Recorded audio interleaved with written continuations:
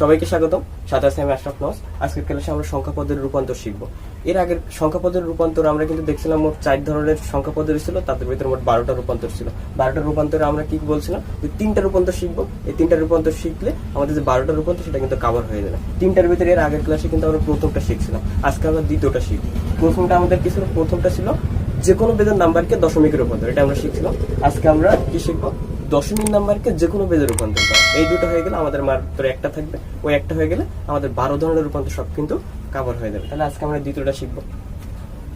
দ্বিতীয়টার নাম কি দিচ্ছি আমি? দশমিক নম্বরকে যে কোনো বেজে রূপান্তর। তাহলে আমি এখানে উদাহরণ হিসেবে কয়েকটা দশমিক নাম্বার লিখি।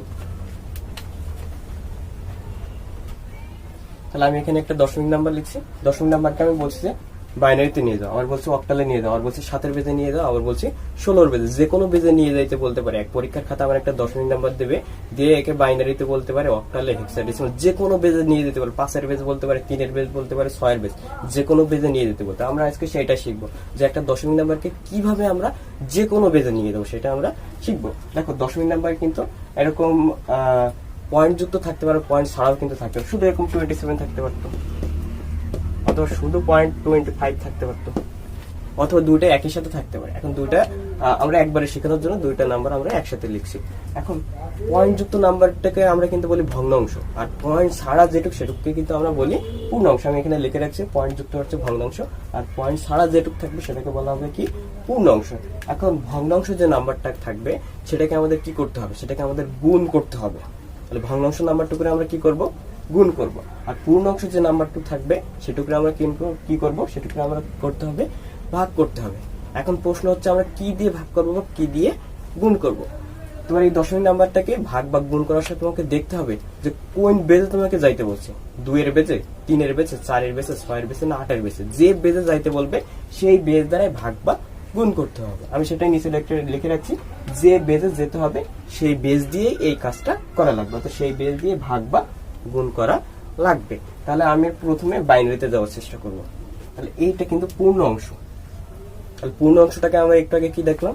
ভাগ করতে হবে। কি দিয়ে ভাগ করতে হবে? যেহেতু 2-এর বেজে যাব তাহলে 2 দ্বারা ভাগ। তাহলে 27 ভাগ 2। তাহলে 2 27-এর মাঝে কয়বার যায়? 2 কিন্তু 27-এর মাঝে 13 বার যায়। তাহলে আমি এখানে লিখবো 13। তাহলে আমার 13 গুণ কত? 26। কিন্তু এখানে ছিল কত? 27। তাহলে আমার অবশিষ্ট থাকছে 1। এই একটা আমার এই ডান পাশে রাখতে হবে। কতক্ষণ ভাগ করবো? যতক্ষণ না এই 27কে আমরা পুরোপুরি 0 বানাইতে পারবো ততক্ষণ কিন্তু আমাদের ভাগ করতে হবে।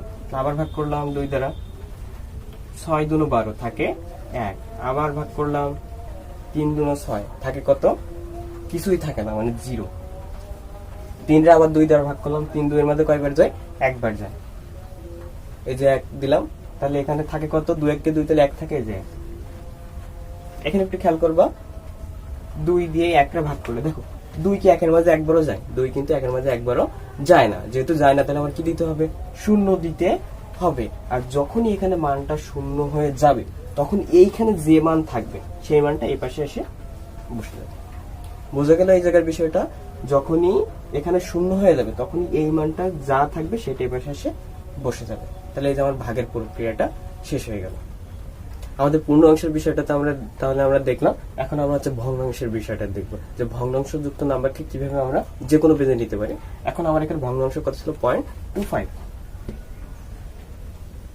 এখন এটার ভগ্নাংশের ক্ষেত্রে আমরা কি বলছিলাম? যে ভগ্নাংশের ক্ষেত্রে আমাদের মানটাকে গুণ করতে হবে। কি দ্বারা গুণ করব? যে বেজে যাইতে বলবে সেই বেজ দ্বারা গুণ। তাহলে আমার 2-এর বেজ যাইতে বলছিল, যেখানে একে আমরা 2 দ্বারা গুণ করব। 2 দ্বারা গুণ করলে কত হচ্ছে? 5 দুনো 10-এ 0, হাতে থাকছে কত? 1। 2 দুনো 4 আর 1 5। আচ্ছা, তাহলে আমার কিন্তু এখন 3টা সংখ্যা আসেনি।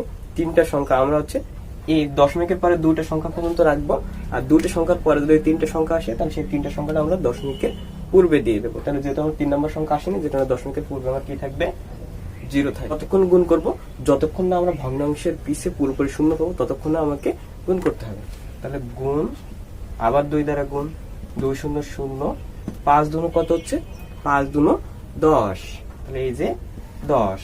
তাহলে দেখো 2টা সংখ্যা পর্যন্ত আমি কি বলছিলাম? 2টা সংখ্যা পর্যন্ত থাকবে হচ্ছে ভগ্নাংশের ডান পাশে, আর 2 সংখ্যার উপরে যা থাকবে সব হচ্ছে পয়েন্টের বাম পাশে। তাহলে এই যে পয়েন্ট, দুইটা সংখ্যা পর্যন্ত, পয়েন্টের পরে দুটো সংখ্যা থাকবে আর পয়েন্টের বাইরে বাকি সংখ্যাগুলো থাকবে। তাহলে দেখো তো পয়েন্টের পরে আমাদের যে দুই সংখ্যা আছে, দুই সংখ্যা কিন্তু পুরোটা জিরো হয়ে গেছে। তাহলে যদি জিরো হয়ে যায় তাহলে আমাদের আর গুণ করার প্রয়োজন নাই।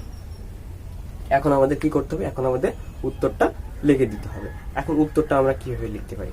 উত্তরটা হচ্ছে পূর্ণ অংশ যে নাম্বারটা ছিল, পূর্ণ অংশের ক্ষেত্রে আমার উত্তরটা নিচ থেকে উপরে সাজায় লিখতে হবে, আর হচ্ছে ভগ্নাংশের ক্ষেত্রে আমার নাম্বারটা হচ্ছে উপর থেকে নিচে সাজায় লিখতে হবে। তাহলে আমার উত্তরটা হয়ে যাবে। তাহলে এখানে আমার প্রথমে নাম্বার কত ছিল? 1, আবার 1, 0, 1, আবার 1। এবার পয়েন্ট পূর্ণ অংশ ভগ্নাংশের ক্ষেত্রে জন্য পয়েন্ট প্রথমে ছিল 0, এই যে 0, তারপরে ছিল 1, এই যে 1। কতর বেজে গেছি আমি? 2 এর বেজে। তাহলে এই যে আমার উত্তর হয়ে গেল 2। তাহলে আমরা দশমিক যুক্ত নাম্বারকে যে কোনো বেজে নিয়ে যাওয়া শিখলাম। এই ক্লাসের উপর ভিত্তি করে বোর্ডে যে প্রশ্নগুলো আছে সেগুলো আমরা পরবর্তী ক্লাসে সমাধান করার চেষ্টা করব। আর এই বিষয়ে যদি তোমাদের কোনো প্রশ্ন থাকে, কোথাও যদি বুঝতে অসুবিধা হয়, তাহলে তোমরা কমেন্টে এসে প্রশ্ন করতে পারো অথবা ইনবক্সে প্রশ্ন করতে পারো। আমরা সেই প্রশ্নের যথাযথ সমাধান দেওয়ার চেষ্টা করব। সকলে ভালো থাকো, সুস্থ থাকো। ধন্যবাদ সবাইকে।